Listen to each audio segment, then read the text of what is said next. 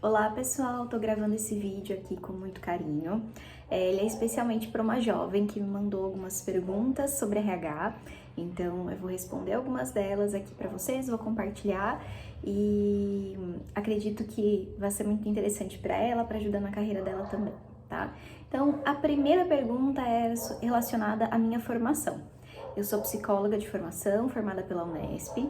Depois eu fiz uma especialização em gestão internacional e de pessoas pela UFSCar e fiz o meu MBA em psicologia positiva e desenvolvimento humano e também tenho uma formação em coach vocacional.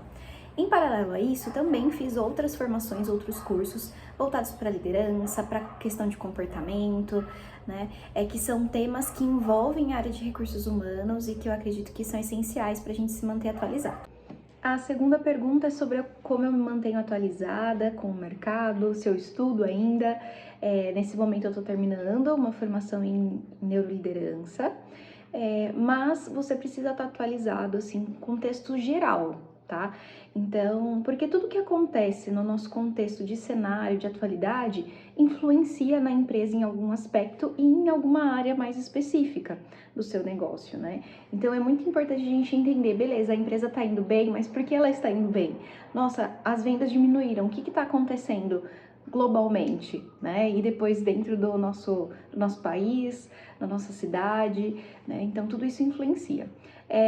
Para isso, eu escuto muito podcast, vejo bastante YouTube, tenho conexões no LinkedIn também, que são bem estratégicas, que a gente pode se manter atualizado não só dentro da nossa área, sobre atualizações da nossa área, mas também contexto geral.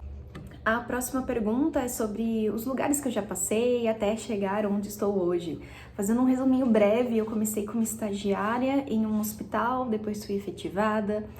Depois, voltei para a cidade onde eu morava antes da universidade e atuei numa consultoria de recrutamento e seleção. Depois passei para uma consultoria de treinamento, em que meu foco maior era desenvolvimento de técnicas, né, de treinamento, de produção de conteúdo e módulos de desenvolvimento, principalmente de liderança. Atuei como analista focada em um projeto de universidade corporativa também, em uma empresa de tecnologia e também atuei em paralelo a todas as minhas experiências até chegar onde eu estou hoje, como empreendedora, como mentora de carreira e recolocação, criei o meu próprio método e hoje eu trabalho como business partner em uma construtora. Quais são os seus próximos passos daqui para frente? Pensando em mundo organizacional, mundo corporativo, eu quero me tornar líder em algum momento da minha carreira. Eu gosto muito de ensinar e acredito que essa seja um ponto importante da liderança. Tenho desenvolvido cada vez mais a minha influência também e eu acredito que ter um interesse genuíno por quem está perto de você, por quem faz parte da sua equipe também é essencial e isso eu aprendi muito nos últimos anos. E pensando como empreendedora, eu quero construir mais produtos próprios e que tenham a minha carinha, a minha marca. As próximas perguntas são, eu tive alguma influência para fazer a minha escolha profissional e também se eu tive algum mentor nesse caminho. Quanto à influência, tudo ocorreu de forma muito natural para mim. Eu até tenho lados da minha família, tanto de pai quanto de mãe, que tem esse lado do cuidar e esse lado mais administrativo. Eu acho que até por isso que eu escolhi a psicologia organizacional para seguir como carreira. Mas veio de uma forma muito natural mesmo de querer ajudar outras pessoas, tá? E principalmente ajudar as pessoas a descobrirem o seu potencial e criar ambientes mais saudáveis. Esses são os meus propósitos dentro do mundo corporativo, né?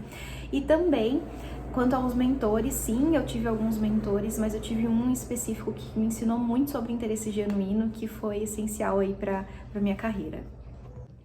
O que deu de errado até aqui e o que eu aprendi com isso?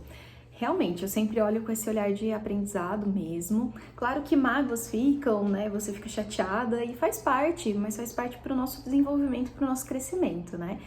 Eu acho que uma coisa marcante que eu tive na minha carreira foi a demissão. Eu fui demitida no meio da pandemia, isso foi assustador, tanto no contexto geral, mas também porque eu fui criada de uma forma em que se você executa um bom trabalho, não tem por que dar errado, né? Tem tudo para dar certo, quer dizer que você está se esforçando, né? E eu já tinha entregue um trabalho muito bom, com 4 meses de antecedência. Então, assim, na minha mente não tinha por que aquilo tá acontecendo comigo. Mas eu entendi que foi muito bom para mim, para eu respirar e principalmente para eu empreender. Então, foi um momento que eu aproveitei muito para entender o meu potencial como profissional e acreditar muito mais em mim. O que você pensa sobre a sua área de atuação e as tendências para essa área?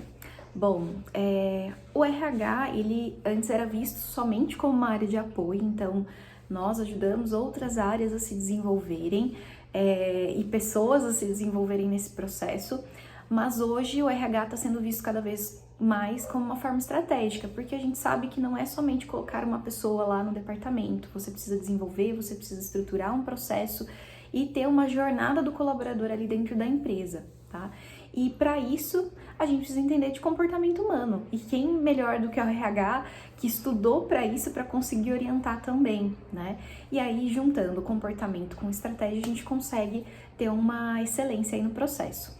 E 2 áreas de atuação que estão crescendo e cada vez mais chegando dentro das empresas são a atuação como business partner e a mentoria de carreira.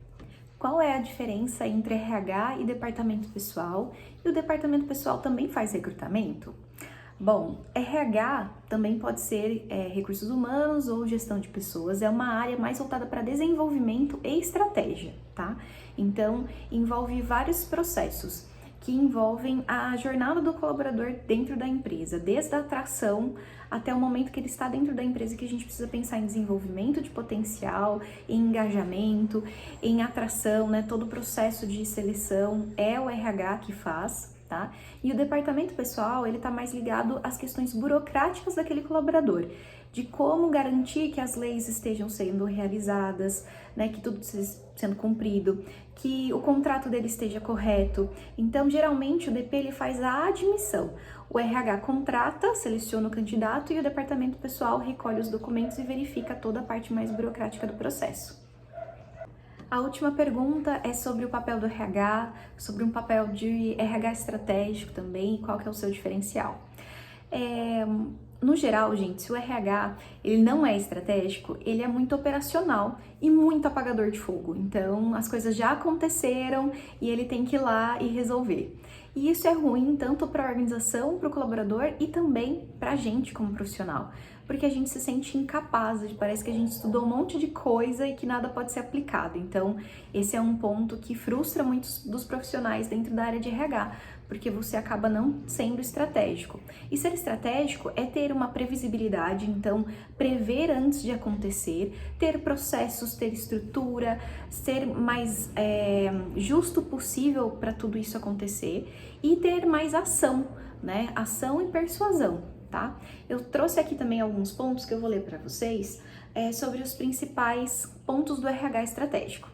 Principais pontos para um RH mais estratégico, tá? Eu separei aqui e vou ler para vocês, tá?